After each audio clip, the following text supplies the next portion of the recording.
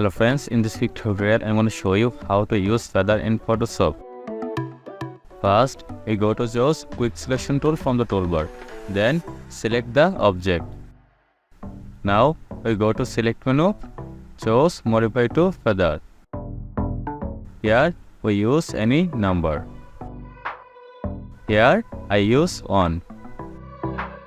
Click on the max icon and make a white background.